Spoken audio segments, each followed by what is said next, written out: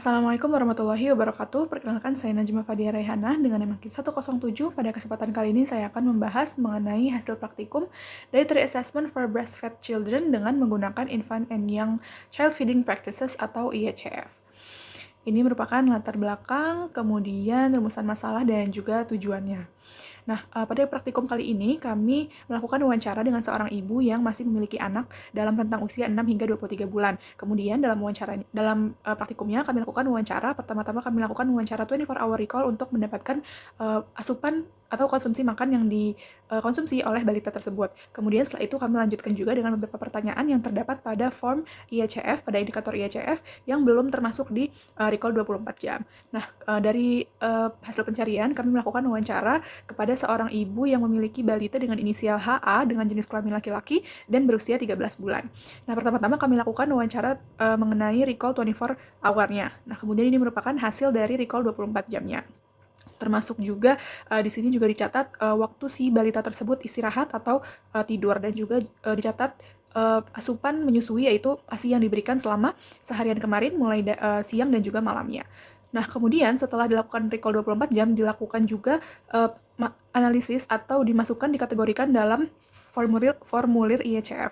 Tapi sebelumnya dilakukan dulu beberapa pertanyaan yang belum terdapat pada recall. Yang pertama yaitu pertanyaan mengenai praktik menyusui setelah melahirkan. Dan didapat hasilnya seperti pada tabel berikut. Kemudian juga diberikan pertanyaan mengenai kebiasaan atau current breastfed dan bottle feeding-nya. Dan didapatkan hasil di tabel berikut. Kemudian juga ditanyakan pertanyaan mengenai asupan cairannya selain ASI dan juga susu. Didapatkan hasil sebagai berikut. Kemudian ini merupakan open recall question about food, yaitu ini adalah pengkategorian dari 24-hour recall yang telah dilakukan sebelumnya. Ini merupakan hasilnya.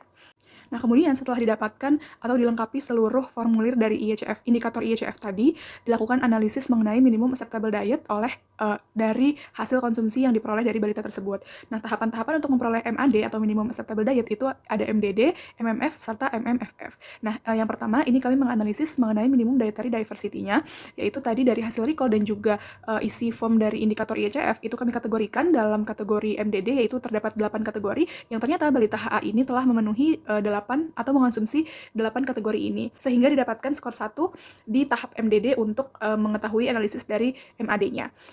Nah, kemudian setelah mendapatkan skor 1 dari MDD, tahap selanjutnya adalah menganalisis dari kategori MMF, yaitu memenuhi MMF jika pemberian total solid atau semi-solid atau makanan lunaknya itu minimum 3 kali atau lebih selama hari kemarin. Nah, sedangkan balita HA kemarin itu mengonsumsi 3 kali atau lebih makanan solid, semi-solid, dan juga makanan lunak, sehingga mendapatkan skor 1 di MMF.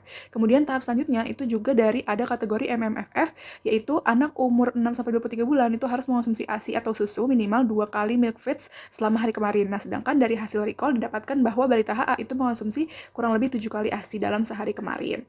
Nah, sehingga dapat kita berdasarkan analisis tersebut dapat kita ketahui bahwa anak HA ini, balita HA ini itu telah memenuhi ketiga komponen yang membangun indikator dari MAD, yaitu skor penuh pada MDD dengan konsumsi seluruh 8 kelompok makanan yang ditetapkan, kemudian terpenuhinya minimum meal frekuensi, yaitu melalui konsumsi makanan yang padat, semi padat, dan lunak sebanyak lebih dari 3 kali dalam sehari, serta pemenuhan minimum milk feeding frekuensi dengan pemberian ASI sebanyak 7 kali. Sehingga dapat disimpulkan bahwa balita HA ini tercatat memenuhi kriteria MAD, dan ini bisa memperlihatkan bahwa instrumen IHCF dan recall itu bisa menangkap aspek variasi dan juga frekuensi pemberian makanan pada hari yang diamati kemarin. Nah, kemudian ini juga merupakan beberapa sarannya. Baik, itu tadi yang dapat saya sampaikan terkait breastfed dengan indikator dari IHCF. Kurang lebihnya mohon maaf. Saya ucapkan terima kasih. Wassalamualaikum warahmatullahi wabarakatuh.